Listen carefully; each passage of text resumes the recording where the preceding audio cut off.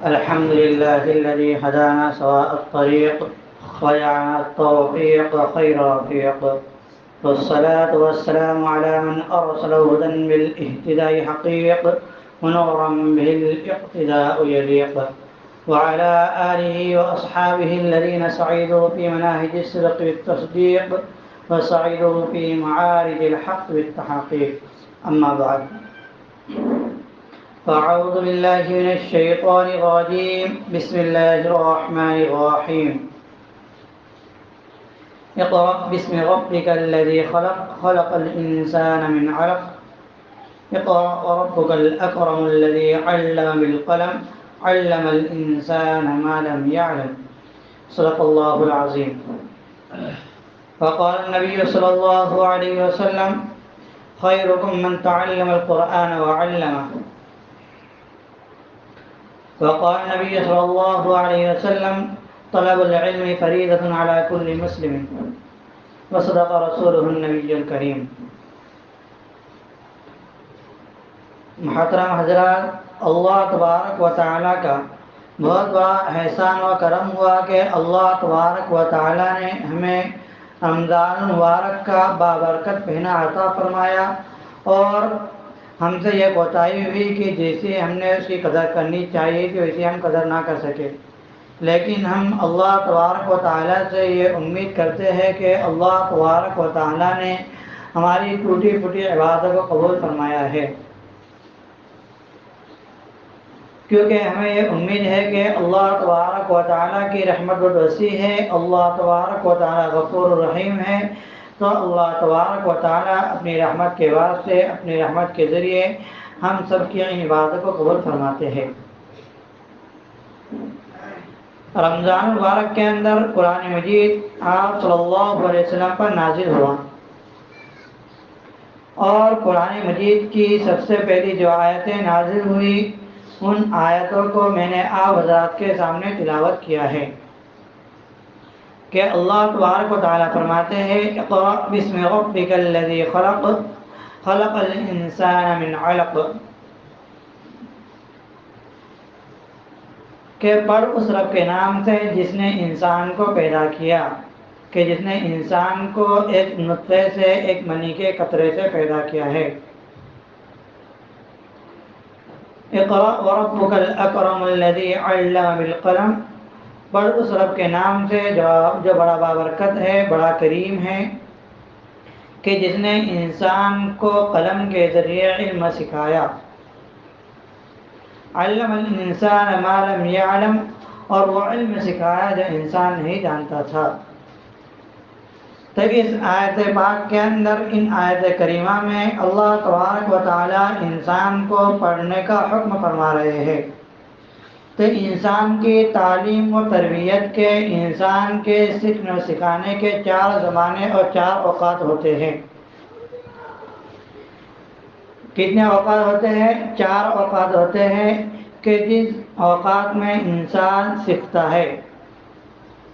پہلا وقت ہے انسان کی شیر خوارگی کا زمانہ، جس کو ہم عام زبان میں پڑھیں تو ہوتا ہے دودھ پینے کا زمانہ، یعنی جب بچہ دودھ پیتا ہے تو اپنے ماں باپ کے کلچر سے سیکھتا ہے، کہ ہمارے سرکار تاجدار مدینہ محمد عربی صلی اللہ علیہ وسلم کی حدیث ہے: کل مولود یولد علی فطرۃ الاسلام فابواہ یہودانہ وینصرانہ ویمجسانہ، کہ ہر بچہ فطرت اسلام پر پیدا ہوتا ہے، یعنی انسان کے اندر جو حق بات کرنے کی صلاحیت ہوتی ہے اور انسان جس بات پر چلتا ہے تو فطرت اسلام ہوتی ہے، اور اسلام مذہب یہ فطرت سے قریب ہے۔ تو ہر بچہ فطرت اسلام پر پیدا ہوتا ہے، پھر اس کے والدین اسے یہودی، نصرانی اور مجوسی بنا دیتے ہیں۔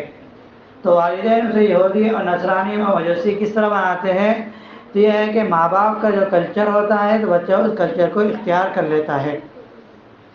تو ماں باپ جس مذہب کے اندر ہوں گے، جس کلچر میں ہوں گے، تو بچہ بھی اس کلچر کا ہو جاتا ہے۔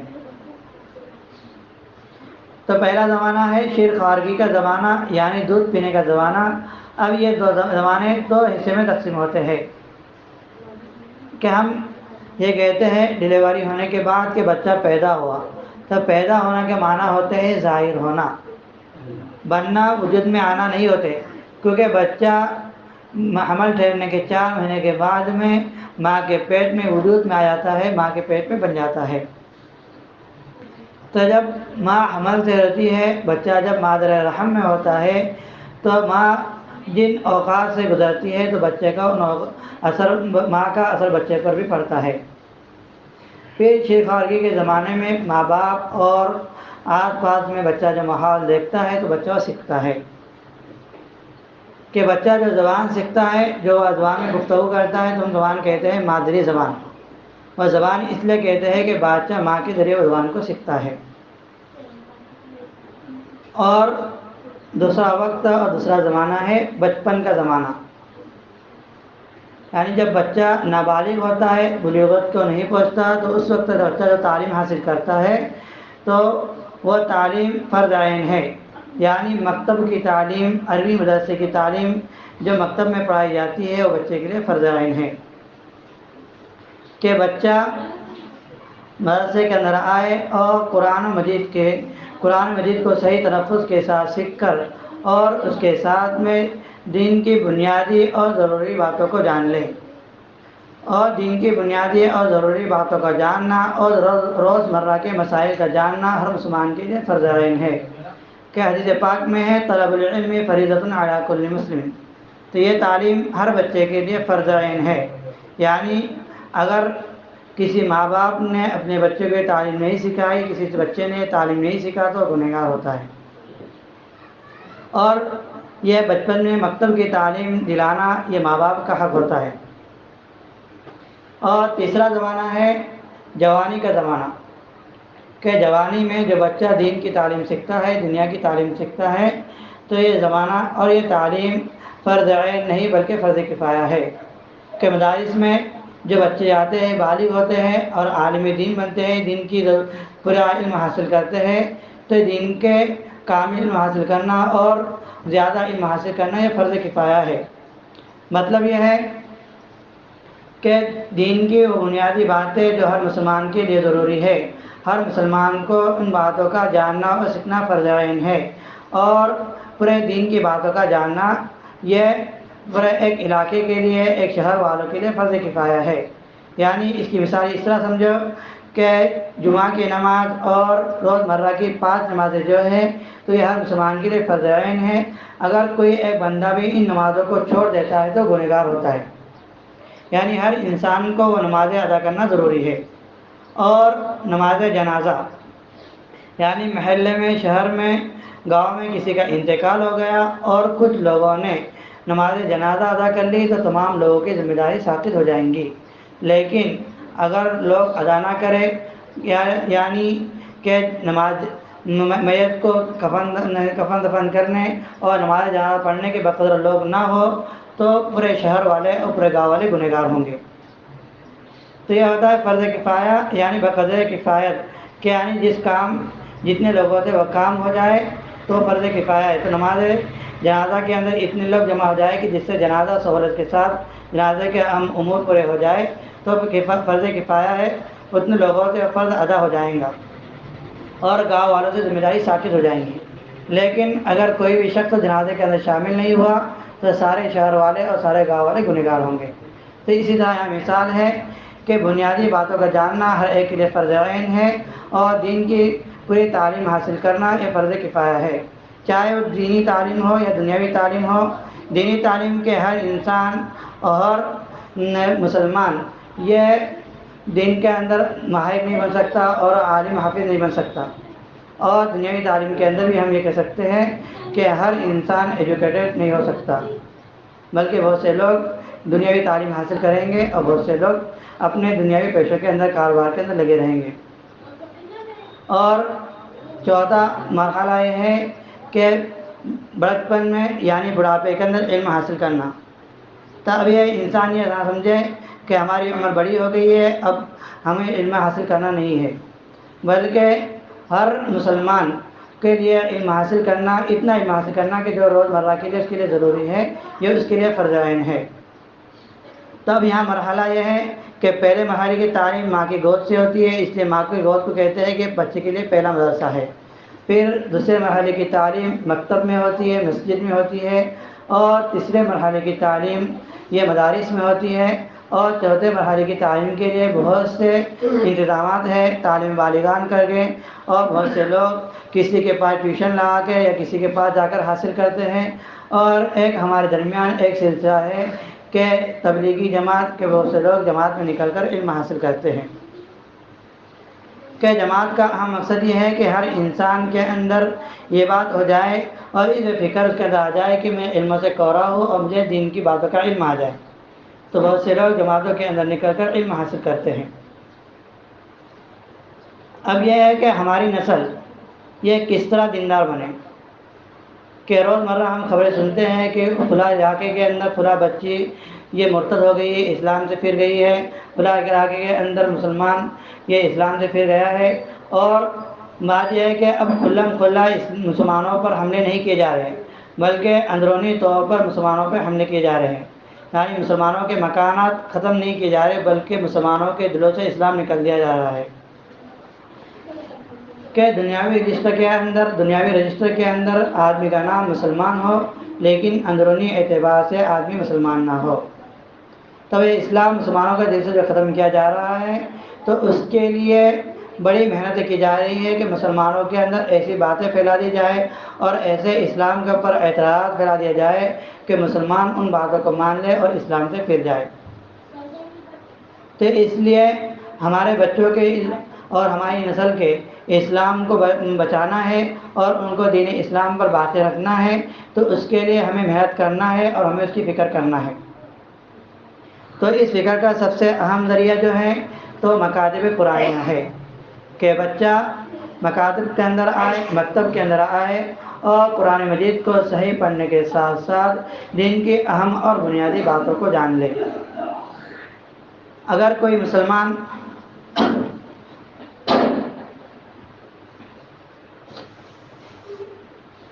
اگر ہمارے بچوں کے اوپر محنت نہ کی گئی تو آئندہ یہ ہو سکتا ہے کہ ہمارے بچے نام کے تو مسلمان ہوں گے لیکن اندرونی اعتبار سے اسلام سے کورے رہیں گے۔ تو اس لیے ہمارا حق یہ بنتا ہے کہ ہم اپنے بچوں کو، اگر ہمیں معاشرہ سے سنوارنا ہے تو بچوں کی دین کی تعلیم کی فکر کرنا پڑے گا۔ کہ اسلامی تاریخ کے اندر سب سے پہلے مکاتب قرآنیہ کا جال جس نے بچھایا اور سب سے پہلے مکاتب کی فکر جس نے کی تو خلیفہ دوم حضرت عمر فاروق رضی اللہ عنہ ہے، کہ حضرت عمر فاروق رضی اللہ عنہ نے بچوں کے لیے مکاتب کا ایک نظام بنایا تھا۔ اور حسن بصری رحمۃ اللہ علیہ نے فرمایا کہ التعلیم فی الصغر کالنقش فی الحجر، کہ بچپن میں بچے کی تعلیم اس طرح ہے جیسے پتھر پر نقیر، کہ پتھر پر کوئی نقش بنا دیا جائے تو نقش ختم نہیں ہوتا، تو اس طرح بچے کو بچپن میں جو دین کی تعلیم دی جائے تو کبھی ختم نہیں ہوتی۔ اب اسلام یہ رہبانیت والا نہیں ہے، اسلام انگریزی تعلیم پڑھانے سے، دنیاوی تعلیم پڑھانے سے منع نہیں کرتا۔ اگر ہمیں دنیاوی تعلیم پڑھانا ہے تو شوق سے پڑھاؤ، لیکن ساتھ میں بچوں کو ضرور دین کی تعلیم پڑھاؤ تاکہ بچہ بچپن کے اندر دین کی تعلیم حاصل کرے، دین کی بنیادی اہم باتیں جان لے، اور پھر وہ دنیا کے اندر دنیاوی تعلیم حاصل کرے تو کوئی اس کے اسلام کے اوپر، کوئی اس کے ایمان کے اوپر ڈاکہ نہ ڈال سکے اور بچے کا اسلام صحیح سلامت رہے۔ تو اس لیے ہمیں یہ فکر کرنی ہے کہ ہم کس طرح بچوں کے اسلام کو باقی رکھیں۔ تو اس کے لیے پہلے یہ ہے کہ ہم اپنا گھر کا ماحول دینی ماحول بنائیں اور اس کے بعد بچوں کی ہم صحیح تربیت کریں۔ کہ ایک واقعہ ہے کہ حضرت عمر فاروق رضی اللہ عنہ کے سامنے ایک آدمی آیا اور اس نے شکایت کی کہ میرا لڑکا میرے حقوق ادا نہیں کرتا، میری فرما برداری نہیں کرتا، میرے تابع داری نہیں کرتا۔ تو حضرت عمر فاروق رضی اللہ عنہ اس وقت بہت فکر مند ہوئے، انہوں نے کہا کہ خیر القرون کا زمانہ ہے، اس زمانے کے اندر سرکار دو عالم صلی اللہ علیہ وسلم نے فرمایا کہ زمانوں میں سب سے بہتر لوگ ہیں، اور اس زمانے کے اندر اولاد ایک بچہ اپنے باپ کو حکم نہیں مان رہا ہے۔ تو حضرت عمر فاروق رضی اللہ عنہ نے اس والد کے بچے کو بلانا بھیجا۔ جب بچہ حضرت عمر فاروق رضی اللہ عنہ کی بارگاہ میں حاضر ہوا اور حضرت عمر فاروق رضی اللہ عنہ نے کہا کہ آپ اس بڑے میاں کو جانتے ہیں؟ اس بچے نے کہا کہ ہاں جی ہاں میں جانتا ہوں، یہ میرے والد ہیں۔ حضرت عمر نے کہا کیا آپ ان کے حقوق ادا کرتے ہیں؟ تو بچے نے کہا کہ نہیں ادا کرتا، میں ان کی فرما برداری نہیں کرتا۔ تو فاروق رضی اللہ عنہ غصے ہوئے اور فرمایا کیوں ادا نہیں کرتے؟ تو بچے نے کہا کیا والدین پر بھی ماں باپ کے کچھ حقوق ہے یا ماں باپ پر بھی اولاد کے کچھ حقوق ہے؟ تو فاروق رضی اللہ عنہ نے کہا کہ ہاں کچھ حقوق ہے۔ تو بچے نے کہا کہ کیا حقوق ہے؟ تو فاروق رضی اللہ عنہ حقوق گنانے لگے۔ سب سے پہلا حق گنایا کہ بچے کے لیے سب سے پہلے نیک ماں کا انتخاب ہو، یعنی آدمی کی ذمہ داری ہے کہ میرے ہونے والی اولاد کے لیے صحیح ماں کا انتخاب ہو، کہ بچے کے اندر ماں کا اثر آتا ہے۔ اور پھر دوسرا حق یہ ہے کہ بچے کا صحیح نام رکھا جائے، اور کیونکہ نام کا اثر بھی انسان کی ذات پر ہوتا ہے، اسی بنا پر آپ صلی اللہ علیہ وسلم جو غلط نام ہوتے تھے، مشکل نام ہوتے تھے، جن ناموں کا اثر غلط ہوتا تھا، ان ناموں کو بدل دیا کرتے تھے۔ تو غلط ناموں کو بدل دینا بھی آپ صلی اللہ علیہ وسلم کی سنت ہے۔ اور تیسرا حق یہ ہے کہ بچے کی صحیح پرورش کی جائے اور اس کی دینی تعلیم کا اہتمام کیا جائے۔ تو بچے نے کہا کہ میرے باپ نے یہ تینوں حقوق ضائع کر دیے۔ تو عمر نے فرمایا کہ وہ کیسے؟ تو بچے نے کہا کہ میرے باپ نے ایک بازاری عورت سے شادی کی ہے۔ جب بازاری عورت سے شادی کی ہے تو اب اس کے اندر دینداری کا فقدان ہے۔ اور دوسرا یہ ہے کہ میرے باپ نے میرا نام کرم رکھا، کرم کہتے ہیں گٹر کے کیڑے کو۔ اور تیسرا یہ ہے کہ میرے باپ نے میری دین کی تعلیم کا اہتمام نہیں کیا۔ تو حضرت فاروق رضی اللہ عنہ نے اس باپ کو دھکار دیا اور اپنی بارگاہ سے نکال دیا۔ کہا کہ پہلے تم اپنے اوپر جو حقوق ہوتے ہیں ان کو ادا کرو، دوسرے کو حقوق دو، پھر اپنے حقوق کا مطالبہ کرو۔ تو یہاں بات یہ معلوم ہوتی ہے کہ ماں باپ اگر بچے کے حقوق ادا کریں گے تو بچے بھی ماں باپ کے حقوق ادا کریں گے، اور جب بچے ماں باپ کے حقوق ادا کریں گے تو ہمارا معاشرہ ایک دینی معاشرہ بنے گا۔ تو سب سے پہلے یہ ہے کہ ہم اپنے گھر کا ماحول صحیح بنائیں تاکہ بچہ ماں باپ کو دیکھ کر سیکھتا ہے۔